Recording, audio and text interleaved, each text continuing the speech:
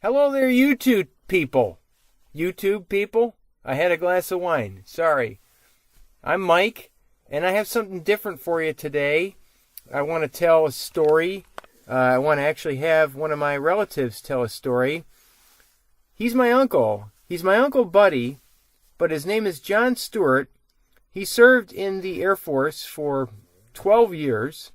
And I've done this with my Uncle Joe before, a Navy World War II veteran. And we have such good stories to tell that I think you just need to hear it all. And so, welcome, Uncle Buddy. How you doing? I'm doing fine. Yeah. Well, here's the deal. We got stuff to talk about. Tell me how you got into the Air Force from the first place. Well, I got a letter from the Army saying that I was supposed to go take a physical, and I didn't want to go to the Army. I didn't want to ground pound. I didn't want to do KP. I didn't want to go marching. So I talked to the Air Force recruiter, and he told me, he said, you go ahead and take the test with the physical with the Army, and then call me. And I did. I went to the physical, called him, talked to him. The next Saturday, I was on a train going to Texas to basic training in the Air Force. 4 weeks later, my mother gets a letter from the Department of the Army, and it says, I told her, I said, you open the letter and read it and tell me what it was. She did, and it said, we're glad to take you and glad that you called, but we don't want you in the Army. You're 4F because you're flat-footed. So there I was.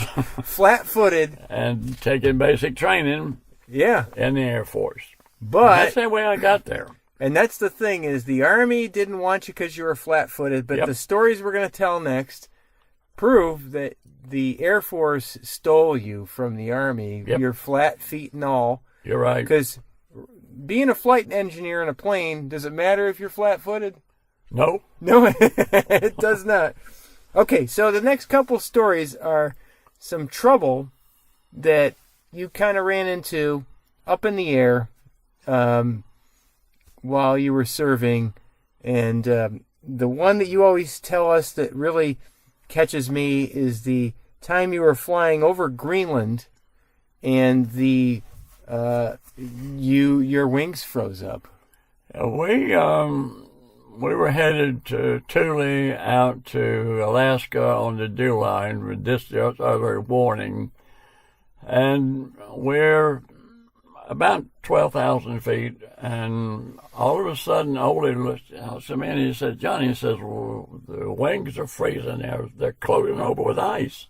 And Ole and I decided, well, there's nothing we can do about it right now. The only thing you can do is go down. Who's Ole? That was who? Oh, he was assistant. He and I were always flew together because you never were left with just one of us. Yeah. You know, we had a spare, let's put it that way. Yeah. Well, as we were descending, we descended down somewhere right at 6,000 feet from 12, and all of a sudden the ice started breaking because the anti-icing system started working.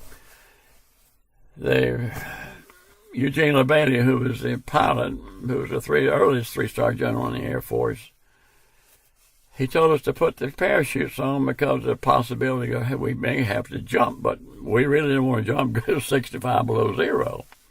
Yeah, like you're over the ocean. You're over the ocean, right? Yeah. Yeah, so you're going to jump out and you're going to land into the icebergs. In the iceberg. And you're going to just hope to land on top of one. You've been in the bus. Total end. Yeah.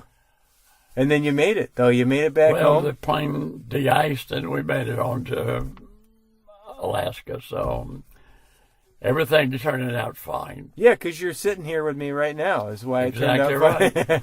Now, 40 years later. Another time that it almost turned out that you weren't going to be sitting here with me was the time that your plane got struck by lightning. Lord, yes. We were, I don't know, somewhere around 10,000 feet. We left Lodges, which is the Azores, and we were headed west. And we ran into a horrible storm, electrical, wind, and in the midst of this, a lightning bolt hit the radar, which is the nose of the airplane, and I'm sitting there with my feet up on the console, and I told Eugene, I said, we've been hit by lightning, and all of a sudden, a ball of fire just rolled out of the console between my legs, and it ran right down the center of the airplane, and it went out through the static eliminators, which are the little 3 wires that hang down on the end rods. And the electricity went out there, and it never even burned the carpet. It didn't burn anything. So it just went right.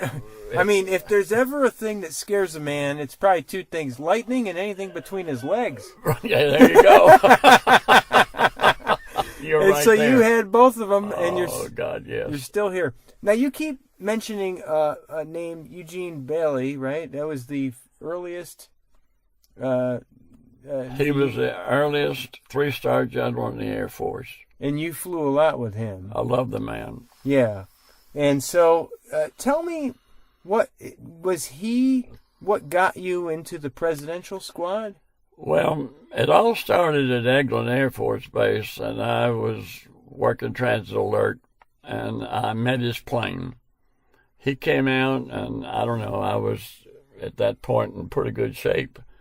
And I had tailored fatigues, and my shoes were shined. And he walked down the ramp.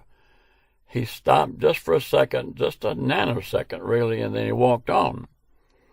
And about 2 weeks later, I got a phone call from base ops to come down and talk with them. And when I got down there, they asked me, said, well, how would you like to join General Bailey's crew in the Azores, who he was the commander of the 8th Air Force? I said, I'd love it. Mm-hmm. So I flew to Lodges and started flying with him, and I ended up with him when he retired in the presidential squadron at Andrews. Okay. And that's the way I got with him. Wow. So then you were part of a pretty high echelon of people in the Air Force who took care of the president, right?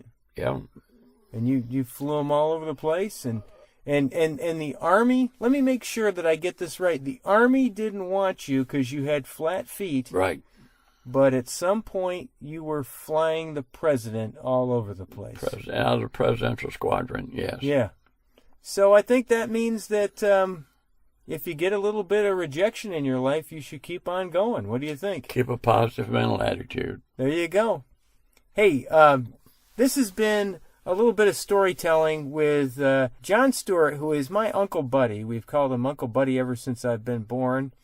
And we're happy to visit with you. Thanks for having me, Uncle Buddy. You're quite welcome, my friend. All right. Thanks for listening, guys. Bye.